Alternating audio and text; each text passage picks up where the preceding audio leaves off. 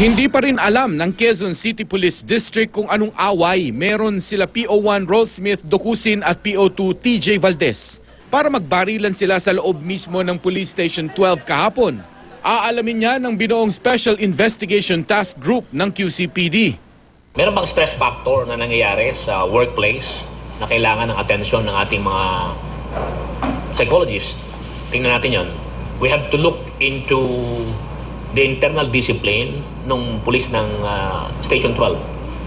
Namatay na kagabi si SPO1 Arnel Fortes na nabaril sa leeg nang umawat siya kina Valdez at Docusin.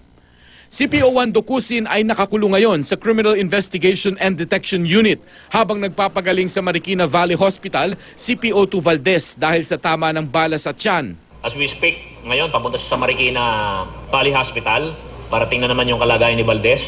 Tingnan din, kausapin din siya bakit nangyari yon. May nakarating sa QCPD na away ng dalawang batang pulis pero parang mababaw naman. Simple lang po yung napagtalunan nito, no? Yung attendance. Nagsimula nung Monday, nagkaroon ng pagtatalo. May sinasabi ang pinsan ni PO2 Valdez na alam niyang malalim at matagal ng alitan ng dalawang pulis. Ano pala, meron na daw hidwaan tong dalawa. Ang kwento ng asawa nga ni TJ sa asawa niyang babae, pinakita na daw sa yung cellphone na merong threat itong pinsan ko. Galing nga dun sa isang pulis na PO1.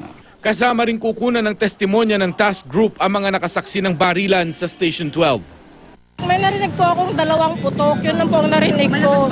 May nakita akong may kasama inaalalayan na hawak-hawak dito yung tiyan. Pero nakakalakad pa naman? Opo, nakakalakad pa po. Duguan? Opo. Paglabas po nila, mga duguan na po talaga si Sir. Medyo matindi yung tama ni Sir Gordon. Oo, kasi nakahiga na po siya. Nagkaroon na po tayo ng technical investigation ng ating SOCO team kahapon. At nagdodokumento po tayo para sampahan ng kaukulang kaso. Nirelieve naman ni QCPD Chief Edgardo Tino ang Station Commander ng Station 12 na si Superintendent Teresita Escamillan.